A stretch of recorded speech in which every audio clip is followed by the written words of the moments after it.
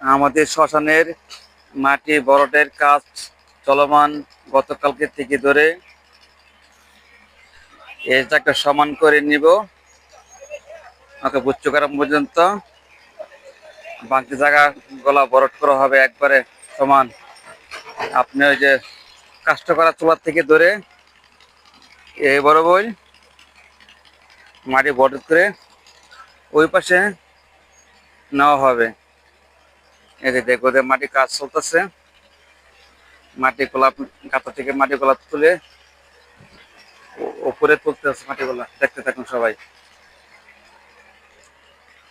এই যে আমাদের কৃষ্ণদা, শ্যামু কাকা, নান্টু, হরুদ মিস্ত্রি, স্বপন মামা সবাই দেখতে আসছে কিভাবে মাটিগুলা ভরাট করতেছে। সবাই দেখার জন্য আসছে আজকে শুক্রবার দিন। সবাই